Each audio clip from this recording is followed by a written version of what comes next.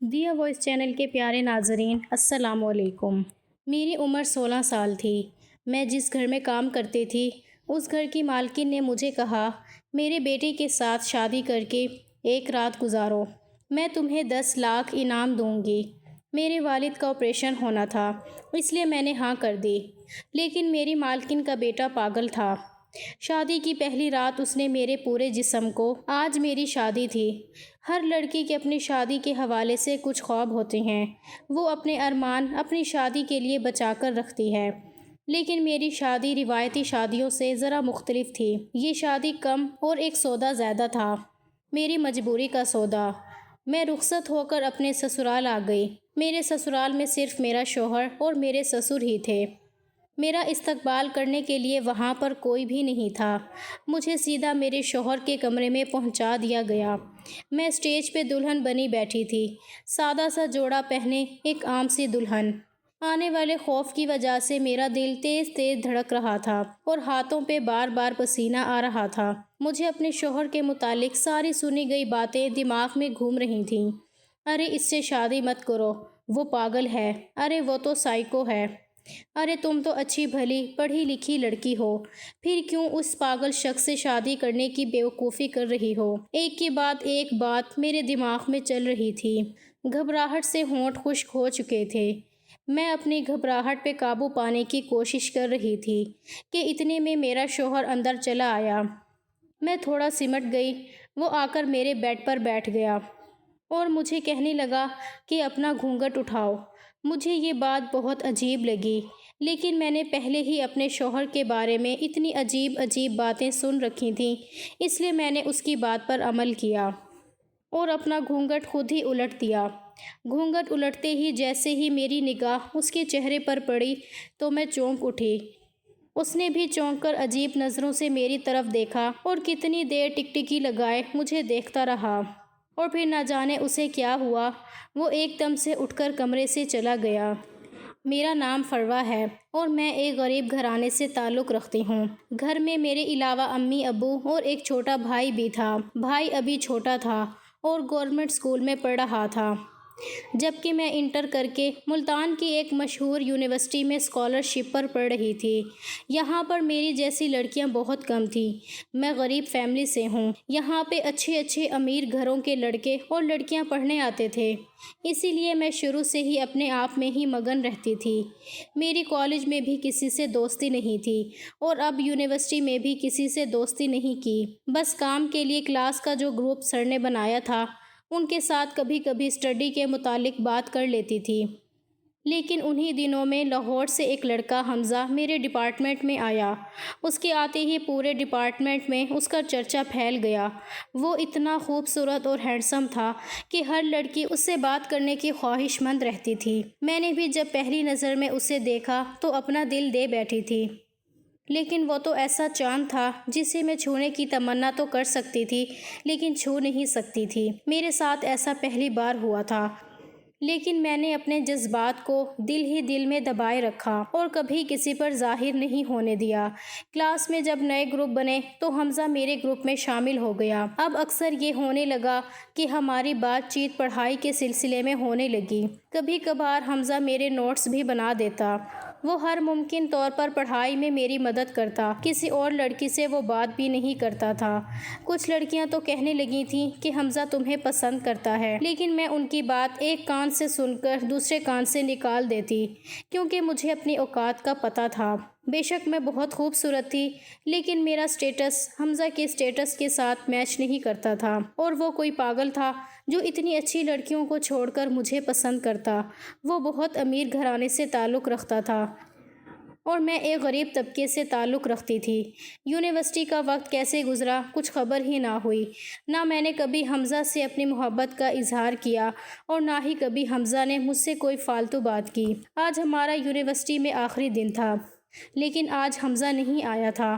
میرے دل کو عجیب سی بے چینی لگی ہوئی تھی۔ میں نے بہت انتظار کیا۔ میں آخری بار اس کو دیکھ لینا چاہتی تھی، لیکن نہ جانے کیوں وہ نہیں آیا۔ ہم نے تو کبھی ایک دوسرے کو اپنا نمبر بھی نہیں دیا تھا۔ کبھی اس کی ضرورت نہیں پڑی تھی اور آج آخری دن بھی وہ نہ آ سکا۔ میں بڑے بجھے دل کے ساتھ یونیورسٹی سے گھر آئی۔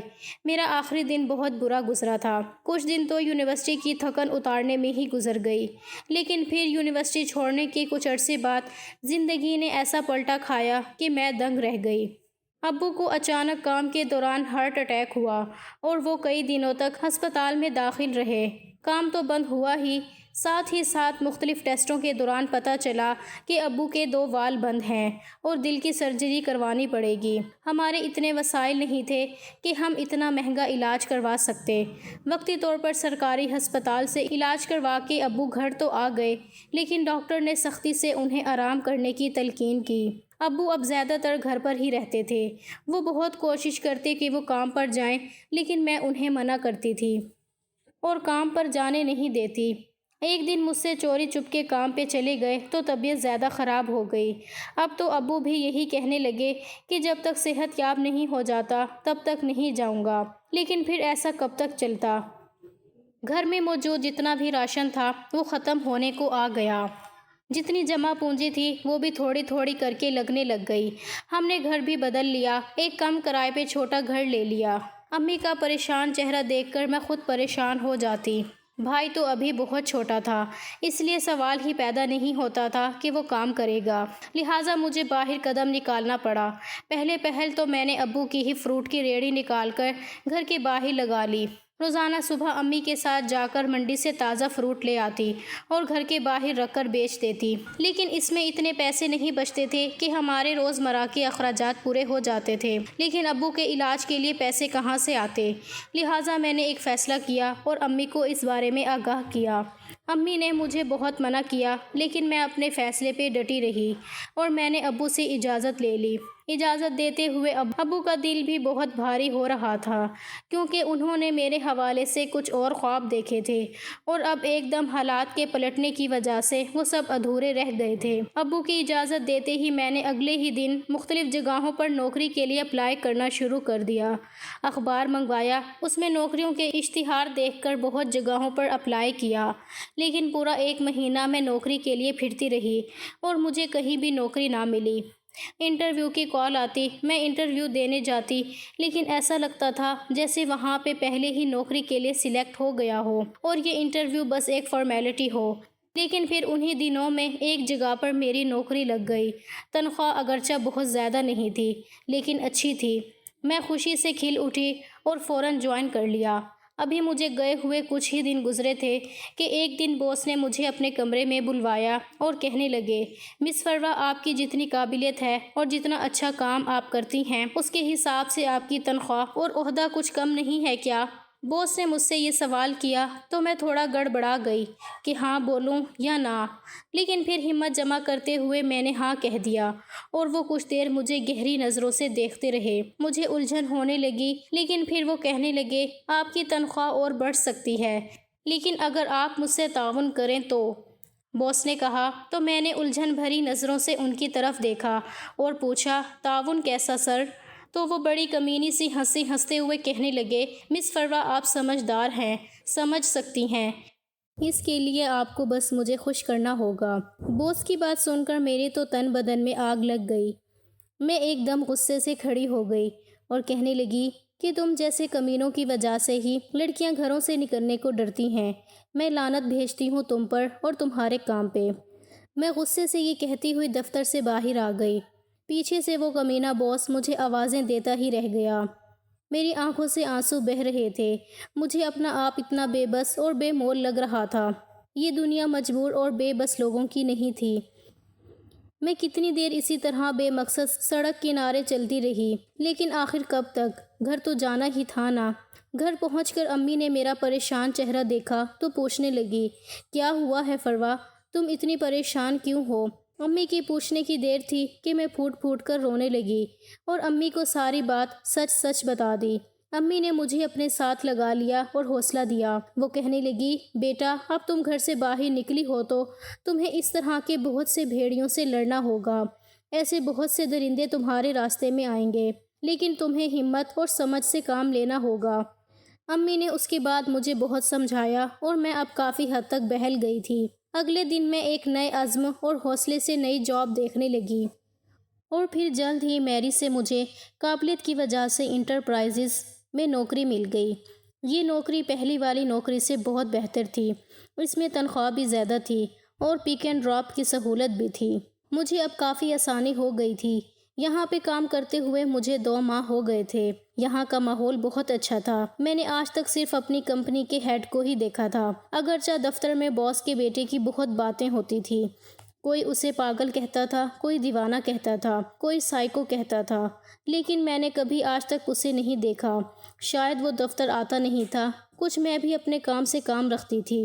لیکن پھر انہی دنوں باس نے خواتین ورکرز کی ایک میٹنگ بلوائی اور ان کی طرف ایک عجیب اعلان سننے میں آیا۔ باس نے کہا تھا کہ جو بھی لڑکی میرے بیٹے کے ساتھ شادی کرے گی اور اس کے ساتھ پورے 24 گھنٹے گزارے گی تو میں اسے بہت بڑی رقم انعام کے طور پر دوں گا۔ مجھے باس کی یہ بات اچھی نہیں لگی۔ نہ جانے ان کے بیٹے میں کیا مسئلہ تھا کہ باس نے اس طرح کا اعلان کیا تھا، لیکن پھر یہ بات سننے کو ملتی رہی، کوئی بھی لڑکی باس کے بیٹے کے ساتھ شادی کے لیے تیار نہیں تھی۔ لیکن مسلسل یہ بات سن کر میرے دل میں بار بار یہی خیال آ رہا تھا کہ اتنے زیادہ پیسے ملیں گے تو میں ہی باس کے بیٹے سے شادی کر لیتی ہوں اور ان پیسوں سے میں ابو کا علاج کروا سکتی ہوں، اور ایک بار ابو ٹھیک ہو جائیں تو ہمارے سارے مسائل حل ہو سکتے ہیں، اور پھر کون سا یہ سچ کی شادی ہوگی، صرف ایک سودا ہی ہے نا۔ لیکن دماغ یہ جھٹک دیتا، دل اور دماغ کی جنگ جاری تھی، اور پھر دل جیت گیا۔ میں نے اس آگ میں کودنے کا فیصلہ کرتے ہوئے باس کو ہاں کہہ دی۔ میری بات سن کر وہ بہت خوش ہوئے اور اسی وقت ہی جمعے کا دن نکاح کے لیے مقرر کر دیا۔ میں نے گھر آ کر امی سے بات کی تو امی تو سن کر شاکڈ میں چلی گئیں۔ وہ مجھ سے ناراض ہو گئیں۔ ابو کا رد عمل بھی مختلف نہ تھا۔ دونوں نے مجھے اس کام سے باز رہنے کے لیے کہا، لیکن میں نے اب ٹھان لی تھی، اور سب سے بڑی بات مجھے ان پیسوں کا لالچ تھا جن کے ساتھ میں ابو کا علاج کروا سکتی تھی۔ اس کے علاوہ مجھے اور کوئی آپشن بھی تو نظر نہیں آ رہا تھا۔ امی ابو 1-2 دن ناراض رہے، لیکن پھر مجھے سمجھانے بیٹھ گئے، لیکن اب میں سمجھانے کی حد سے گزر چکی تھی، اس لیے میں نے ان کی بات نہیں مانی اور جمعے کا دن آ پہنچا۔ سادہ سی تقریب میں ہمارا نکاح ہو گیا۔ میں نے ابھی تک اپنے شوہر کا چہرہ نہیں دیکھا تھا، لیکن اس کا نام سن کر چونکی ضرور تھی۔ اس کے نام کے تو بہت سے لوگ ہوتے ہیں، اور پھر یہ حمزہ، وہ حمزہ تو ہرگز نہیں ہو سکتا۔ اس کے آنے سے تو دل دھڑک جاتا تھا، جبکہ یہ تو نہ جانے کون پاگل اور سائیکو تھا۔ میں رخصت ہو کر سسرال آ گئی، اور پھر جب میں نے کمرے میں دیکھا تو میری حیرت کی انتہا نہ رہی۔ اپنی کہانی سناتے ہوئے میں نے حمزہ کی طرف دیکھا، جو بڑی گہری اور محبت پاش نظروں سے مجھے ہی دیکھ رہا تھا۔ میں نے شرماتے ہوئے سر جھکا دیا، لیکن پھر اس سے پوچھا کہ تمہیں کیا ہوا ہے؟ کیوں تم ایسے سائیکو ہوتے جا رہے ہو؟ کیوں تمہارے بارے میں ایسا مشہور ہے؟ میری بات سن کر حمزہ نے ایک گہرا سانس بھرا اور وہ کہنے لگا، میں جب لاہور سے مائیگریٹ ہو کر ملتان یونیورسٹی میں آیا تو یہاں پہ ڈپارٹمنٹ میں داخل ہوتے ہی میری پہلی نظر تم پر پڑی تھی۔ تم ایک طرف بینچ پہ بیٹھی اپنے کچھ نوٹس بنا رہی تھی، ان سب ماڈرن اور فیشن کی ماری لڑکیوں میں جنہوں نے میک اپ کر کے خود کو کیک پیسٹری بنایا ہوا تھا، تم بالکل منفرد اور مختلف نظر آ رہی تھی۔ تمہارا چہرہ ہر قسم کے میک اپ سے پاک اور بہت پیارا لگ رہا تھا۔ تم نے عبایا پہنا ہوا تھا اور بہت مقدس اور باحجاب لگ رہی تھی۔ میں کچھ لمحے ٹھٹک کر تمہیں دیکھتا رہا۔ ایسا نہیں تھا کہ میری زندگی میں پہلے لڑکیاں نہیں آئی تھیں، لیکن وہ صرف وقت گزاری کے لیے تھیں۔ لیکن تمہیں دیکھ کر میں پہلی نظر میں ہی محبت کا شکار ہو گیا، اور میں نے وہیں کھڑے کھڑے فیصلہ کر لیا کہ صرف تمہیں ہی اپنی شریک حیات بنانا ہے۔ مجھے تمہیں دیکھنا، تم سے بات کرنا اچھا لگنے لگا۔ انہی دنوں میں پاپا کی طرف سے مجھ سے شادی کا پریشر پڑنے لگا۔ دراصل لاہور سے پاپا نے مجھے بلوایا ہی اس لیے تھا۔ میں نے ان سے تمہارا ذکر کیا، لیکن پاپا نے مجھے صاف صاف انکار کر دیا اور تم سے ملنا بھی گوارا نہیں کیا۔ انہیں تمہاری قابلیت اور تمہاری خوبصورتی سے کوئی مطلب نہیں تھا۔ وہ اپنی ہی جیسی بزنس کلاس فیملی میں میرا رشتہ کرنا چاہتے تھے تاکہ اپنے بزنس کو 4 چاند لگا سکیں۔ میں ان کی اس بات سے اختلاف کرتا، لیکن انہوں نے میری ایک نہ سنی اور ایک جگہ پر میرا رشتہ طے کر دیا۔ میں اسی لیے آخری دن یونیورسٹی نہیں آیا تھا۔ مجھے پتا تھا کہ تم مجھے پسند کرتی ہو، لیکن میں آخری دن تمہاری آس اور امید نہیں توڑ سکتا تھا، اس لیے دانستہ طور پر میں یونیورسٹی نہیں گیا۔ پاپا نے میری منگنی بہت دھوم دھام سے کر دی تھی۔ میں نے پاپا کی مرضی کے آگے سر تو جھکا دیا تھا، لیکن اس کے بعد میں چپ چپ رہنے لگا۔ میری منگیتر اکثر مجھے باہر لے جانے کے لیے آتی، مجھے مہنگے مہنگے تحفے دیتی، وہ میرے ساتھ وقت گزارنا چاہتی تھی۔ لیکن مجھے اب یہ سب بالکل اچھا نہیں لگتا تھا۔ مجھے بار بار تمہارا خیال آتا، اور پھر ایک دن میں نے یونیورسٹی کے کلرک ڈپارٹمنٹ سے تمہارے گھر کا پتہ نکلوایا اور تمہارے گھر بھی گیا، لیکن وہاں سے پتہ چلا کہ تم لوگ تو گھر چھوڑ کر جا چکے ہو۔ میں بہت مایوس ہوا، اب اتنے بڑے شہر میں تمہیں کہاں سے ڈھونڈوں؟ اس کے بعد میں جیسے خود سے ہی بیزار ہو گیا تھا۔ انہی دنوں میں اسی کیفیت میں میرا اپنی منگیتر کے ساتھ جھگڑا ہو گیا۔ وہ مجھے کسی کنسرٹ میں لے کے جانا چاہتی تھی، جبکہ میرا بالکل دل نہیں چاہ رہا تھا، اس لیے میں نے اسے صاف صاف انکار کر دیا، اور وہ مجھے بار بار تنگ نہ کرے۔ اس کو میرا انکار اپنی انسلٹ لگا، اور اس نے اپنے پاپا سے میرے رویے کے بارے میں شکایت کر دی۔ اس کے پاپا نے میرے پاپا سے بات کی اور گھر میں ایک طوفان اٹھ گیا۔ پاپا نے پہلے تو بہت برا بھلا کہا، اور پھر پاپا نے مجھے صاف صاف وارننگ دے دی کہ مجھے اس لڑکی سے معافی مانگنی ہوگی اور اپنا رویہ بہتر کرنا ہوگا، ورنہ ان کے بزنس کو بھی نقصان تھا اور ہمارے رشتے کو بھی۔ لیکن میرا ایسا کوئی ارادہ نہیں تھا، نہ تو میں نے اس لڑکی سے معافی مانگی اور نہ ہی اپنے رشتے کو بہتر کیا۔ نتیجتاً ہماری منگنی ٹوٹ گئی۔ پاپا مجھ پر بہت غصہ ہوئے۔ پھر پاپا نے ایک اور جگہ پر میرا رشتہ پکا کر دیا اور مجھے اس لڑکی سے ملنے جلنے کے لیے کچھ وقت دیا۔ پاپا چاہتے تھے کہ ہم ایک دوسرے کو سمجھ جائیں اور پھر جلد ہی وہ ہماری شادی پکی کر دیں، لیکن میں بیزار سا گھر پر ہی پڑا رہتا۔ میرا دل ہی نہیں کرتا تھا کہ کہیں باہر آؤں جاؤں۔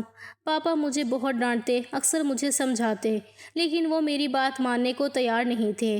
کچھ عرصے بعد اب پاپا کو بھی تشویش ہونے لگی تھی۔ وہ گاہے بگاہے مجھے وقت دیتے اور میرے ساتھ کھانا کھاتے، لیکن مجھے ان کا ساتھ نہیں چاہیے تھا۔ جب مجھے ان کی ضرورت تھی تب تو وہ بزنس جمانے کی فکر میں لگے رہتے۔ خیر میرا یہ رشتہ بھی ختم ہو گیا تھا۔ میں نے پاپا کو صاف صاف منع کر دیا تھا کہ ابھی میرے لیے کوئی رشتہ نہ دیکھیں، نہ ہی مجھے ابھی شادی کرنی ہے، مجھے کچھ وقت دیں۔ پاپا بھی شاید اب اس بات کو سمجھ گئے تھے، اس لیے انہوں نے مجھے سنبھلنے کے لیے وقت دیا۔ کچھ دن اسی طرح سے گزر گئے۔ پاپا اپنے اکلوتے بیٹے کو دنیا سے الگ تھلگ اور بیزار دیکھتے تو انہیں اچھا نہ لگا۔ وہ اکثر میرے دوستوں کو کال کر کے بہانے سے گھر بلوا لیتے تاکہ میں خوش ہو سکوں، لیکن میں وقتی طور پر تو بہل جاتا اور پھر بعد میں اسی کیفیت کا شکار ہو جاتا۔ کچھ دن بعد آخر پاپا نے ہار مان لی اور مجھے کہنے لگے کہ تم اس لڑکی کو ڈھونڈ لو۔ اگر تو تم 1 مہینے کے اندر اندر اسے ڈھونڈنے میں کامیاب ہو گئے تو میں تمہاری شادی اس کے ساتھ کروا دوں گا، ورنہ پھر تمہیں میری بتائی ہوئی لڑکی سے شادی کرنا پڑے گی۔ یعنی پاپا کی شرط مان لی۔ میں نے تمہیں بہت ڈھونڈا، تمہارے پرانے محلے بھی گیا، وہاں سے تمہارا نیا پتہ لیا، لیکن انہوں نے جو پتہ دیا وہ غلط نکلا۔ تمہارے ابو کے بارے میں مجھے کچھ علم نہیں تھا، اس لیے کیا پوچھ گچھ کرتا۔ 1 مہینہ کیسے گزر گیا مجھے کچھ خبر نہ ہوئی۔ میرے پاس تمہاری کوئی تصویر بھی نہ تھی، اور نہ ہی تمہاری کسی سے کوئی دوستی تھی جس سے میں تمہارے بارے میں پوچھ سکتا۔ جیسے ہی مہینہ ختم ہوا پاپا نے مجھ سے پوچھا تو میں نے ہارے ہوئے انداز میں پاپا سے کہا کہ وہ جس بھی لڑکی سے میری شادی کریں گے میں تیار ہوں۔ پاپا تو جیسے خوشی سے بے قابو ہو گئے، اور اگلے ہی دن انہوں نے کہا کہ میں نے اس جمعے تمہارا نکاح پکا کر دیا، جمعے کو تیار رہنا۔ میں نے ان سے لڑکی کے بارے میں کچھ بھی دریافت نہیں کیا۔ تم نہیں ہو تو کوئی بھی ہو، کیا فرق پڑتا ہے؟ جمعے کو نکاح کے وقت تیار ہو گیا۔ نکاح کے دوران تمہارا نام سن کر میں چونکا ضرور تھا، لیکن نہ جانے کتنی فروا دنیا میں ہوں گی، میں یہ سوچ کر رہ گیا، اور پھر تمہیں اپنے کمرے میں دیکھ کر حیران ہو گیا ہوں۔ شاید قدرت نے ہمارا ملنا لکھا تھا، اس طرح ہمارا نصیب جڑنا تھا، اور دیکھ لو آج ہم ایک ہیں۔ حمزہ نے یہ کہتے ہوئے اپنا ہاتھ آگے کیا تو میں نے بھی اس کے ہاتھ پر اپنا ہاتھ رکھ دیا۔ اگلے دن میں اور حمزہ بہت خوش باش انداز میں اپنے کمرے سے باہر نکلے اور جا کر پاپا سے ملے۔ پاپا ہم دونوں کو ایک ساتھ خوش دیکھ کر بہت حیران ہوئے اور پھر ہم دونوں کو ایک ساتھ گلے لگا لیا۔ ان کی آنکھیں بھیگ گئیں، شاید وہ بھی حمزہ کی اس حالت کی وجہ سے بہت زیادہ پریشانی میں تھے اور اب اسے خوش دیکھ کر انہیں اچھا لگا۔ ہم مل کر ناشتہ کرنے لگے۔ حمزہ تھوڑی دیر بعد ہر چیز اٹھا کر مجھے پیش کر رہے تھے۔ مجھے بہت اچھا لگ رہا تھا اور پاپا حیرانی سے حمزہ کے اس عمل کو دیکھ رہے تھے۔ صرف میں اور حمزہ ہی حقیقت سے واقف تھے۔ انہوں نے پاپا کو اس بارے میں کچھ بھی نہیں بتایا۔ میں نے اور حمزہ نے ایک دوسرے سے وعدہ کیا تھا کہ یہ بات ہم بھی کسی دوسرے کو نہیں بتائیں گے کہ ہم ایک دوسرے کو پسند کرتے تھے اور میں وہی لڑکی ہوں جس سے حمزہ شادی کرنا چاہتا تھا۔ پاپا کو بھی حقیقت کا علم نہیں تھا، اس لیے وہ ہمیں خوش دیکھ کر بہت خوش تھے کہ اچانک حمزہ پاپا سے کہنے لگے، پاپا میں دراصل آپ کا شکریہ ادا کرنا چاہتا ہوں کہ آپ نے فروہ کو میری زندگی کا ساتھی چنا۔ اس سے بہتر لڑکی میرے لیے کوئی ہو ہی نہیں سکتی تھی۔ حمزہ نے یہ کہتے ہوئے اٹھ کر پاپا کے گلے لگ گئے۔ پاپا کی آنکھیں بھیگ گئیں۔ وہ کتنی دیر حمزہ کو اپنے سینے سے لگائے کھڑے رہے۔ ہماری شادی کو تقریباً 1 مہینہ ہو گیا تھا۔ یوں ہی بیٹھے بیٹھے مجھے حمزہ کی ماما کا خیال آیا تو میں نے اس سے پوچھ بھی لیا، حمزہ آپ کی مما کہاں ہیں؟ میں نے کبھی ان کے بارے میں نہیں سنا اور نہ ہی کبھی ان کی کوئی تصویر دیکھی، یہاں تک کہ مجھے پورے گھر میں ان کی تصویر بھی نظر نہیں آئی، جبکہ آپ کی بچپن کی تصویریں اور پاپا کے مختلف ممالک کی سیر کی تصویریں گھر میں جا بجا لگی ہوئی ہیں۔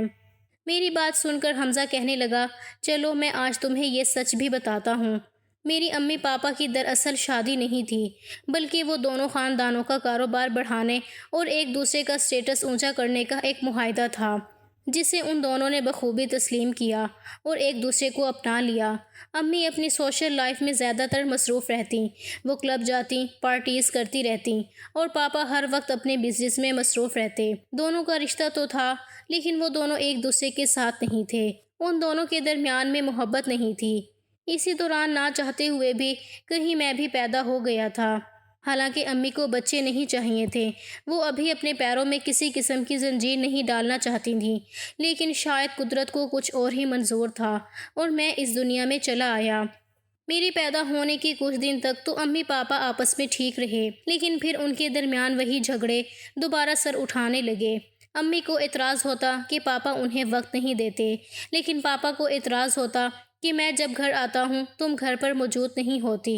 یوں آہستہ آہستہ کرتے ان دونوں کے جھگڑے بڑھنے لگے۔ میں اس وقت 7 سال کا ہو چکا تھا۔